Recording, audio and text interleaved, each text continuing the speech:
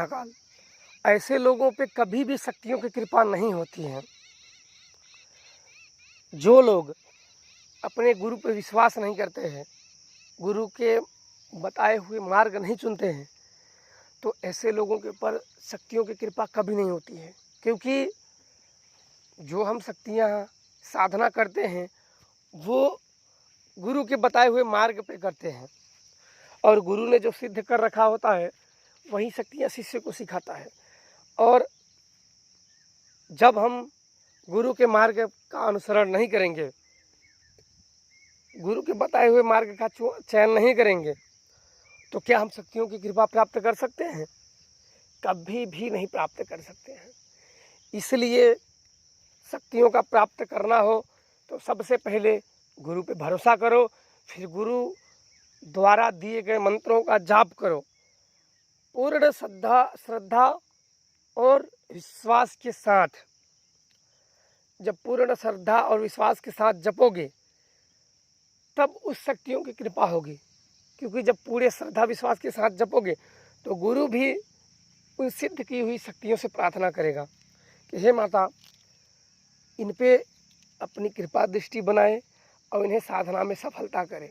ये मनाना, अब देखो गुरु अपनी शक्तियों का मना रहा है। क्योंकि अगर किसी भूत प्रेत को या ऊपरी बाधा को ठीक करता है, मैं आपको एक बताने के तौर पे बता रहा हूँ, तो वो शक्तियों से क्या मनाता है कि माता इसके ऊपर जो कोई भूत प्रेत या ऊपरी बाधा है, या देवी या देवता जो उसके पास हो, जो शक्तियाँ हो, वो मनाता है उससे कि देवी जो इसके पास शक्तियाँ हो उसे पकड़ लो, उसे कैद कर लो, या उसे इसके ऊपर से हटा लो। तो शक्तियाँ उसकी बात सुनती हैं तो उस आत्माओं को वो हटा देती हैं।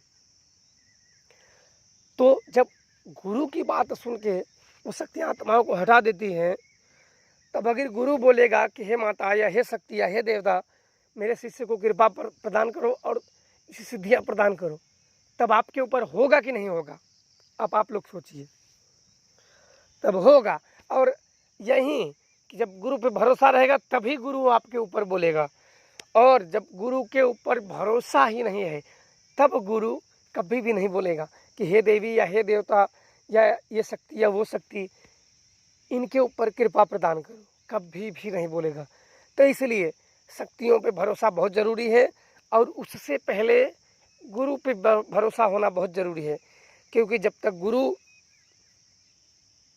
उनके पास प्रार्थना नहीं करेगा तब तक वो शक्तियाँ आपकी नहीं सुनेंगी।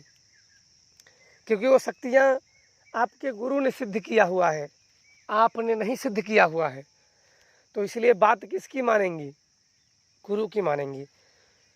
तो इसलिए लोग गुरु की शरण में जाते हैं। लोग क्यों बोलते हैं कि सबसे पहले गुरु धारण करो?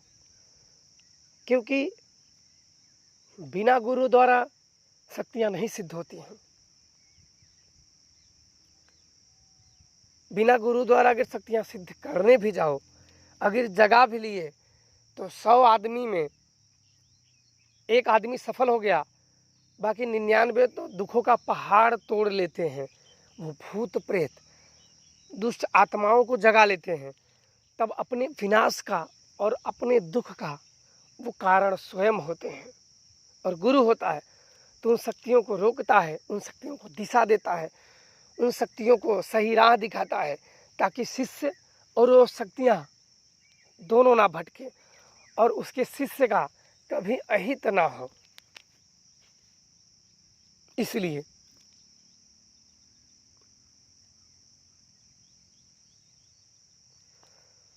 तो कभी भी कोई साधना आराधना करे तो बिना गुरु के भरोसे पे आप शक्तियों को सिद्ध नहीं कर सकते हो। एक आदमी सफल हो गया तो ऐसे बात हुई कि एक कोई वृक्ष है, 100 आदमी उसमें पत्थर चलाओ, निशानेबाज कोई नहीं है, पर 100 आदमी से एक आध का पत्थर लग जाएगा, पर दूसरी बार नहीं लगेगा। तो इसका ये है कि एक बार तुम जैसे तैसे गलती फलती करके साधना में सफल हो गए, तो इसका मतलब ये नहीं कि बार बार सफल हो गए। एक बार सफल हो गए, अगली बार तुम गलती में फंसोगे तो मर जाओगे। इसलिए गुरु के मार्गदर्शन में होते हैं, क्योंकि गुरु जो होता है वो अपने गुरु से सीखा होता है, इसलिए वो गुरु बन बैठा होता है। क्योंकि गुरु परंपरा से वो चला हुआ है, जो अपने गुरु से सीखा हुआ है, वो गुरु शिष्य परंपरा द्वारा चला है, तुम किसी गुरु द्वारा नहीं सीखे हो। कोई बोलते हैं मेरे गुरु जी हनुमान हैं, मेरे गुरु जी शिव हैं, या मेरे गुरु जी कोई और हैं। तो आप देखो कि ये जाने अनजाने में ये महामूर्ख आदमी होते हैं। वो तो जगत गुरु है, वो तो तुम्हारे गुरु के भी गुरु हैं, वो तुम्हारे गुरु के भी गुरु हैं, जो सभी के गुरु हैं। उसको गुरु नहीं बनाया जाते हैं। एक संसद होती है, एक परंपरा होती है, उस परंपरा से चलना होता है। एक बहुत बड़े व्यक्ति से आप डायरेक्ट नहीं मिल सकते, उसके पीए होते हैं, उसके क्या होते हैं, उसके क्या होते हैं। तो आप अगर डायरेक्ट बोलो कि मैं उससे मिला हूं, तो आप कहीं ना कहीं गलत हो और झूठे हो। आप अपनी वाहवाही के चक्कर में पड़े हो और अपने मन से छल कर रहे हो। गुरु होता है, धरती वालों का एक नियम होता है। यहाँ जो कोई सीखता है, अच्छा या बुरा, किसी न किसी से सीखता है। अगर भगवान ही गुरु बन जाए तो उसकी मुक्ति तो निश्चित है। अगर उसके गुरु भगवान है तो जब चाहे, हाँ गुरु जी ये चीज़ें कैसे, तो वो स्वयं ही अगर भगवान का शिष्य है, तो अगर भगवान स्वयं ही उसका शिष्य है तो स्वयं ही धरती वालों के लिए भगवान ही है। सोचो, फिर भी वो इंसान है। क्यों? क्योंकि वो अपने बुद्धि या उसे सही ज्ञान नहीं प्राप्त है, इसलिए वो उस चीज़ को मानता है। उसे कोई मना नहीं करता कि तुम, भाई उसकी जीवन है, उसकी जीवन शैली है, वो जिसको मर्जी उसको माने, वो सुपुनका को माने, वो रावण को माने, या कैकेयी को भी गुरु मान ले, या भगवान राम को मान ले, किसी को मान ले। तो क्या उसे वो लोग ज्ञान देने आते हैं? भगवान राम भी आए, सबको मालूम है भगवान है।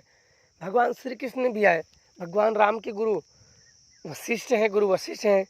भगवान श्री कृष्ण के गुरु संदीपन जी हैं, उनके गुरु गुरुकुल में जाके सीखे हैं। तो ये सब भी तो बोल सकते हैं, क्या पहले के ज़माने में शास्त्र नहीं था, वेद नहीं था? क्यों था? ऋग्वेद भी थे, सामवेद भी थे, अथर्ववेद, चारों वेद भी थे, पुराण भी थे बहुत। तो ये सब भी पढ़ के तो भगवान स्वयं भी थे, ये सब भी तो पढ़ के बोलते थे कि मैं सर्वज्ञानी हूँ। पर इन सब ने क्यों गुरु धारण किया?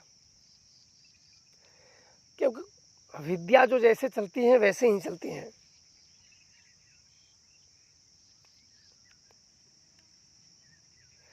तो इसलिए बिना गुरु धारण करे साधनाओं में सफलता गुरुओं का काम नहीं होता है। एक आग दो सफल भी हो जाते हैं, लेकिन अगली बार वो गलती करके वो गर्दन पर फंसा लेंगे।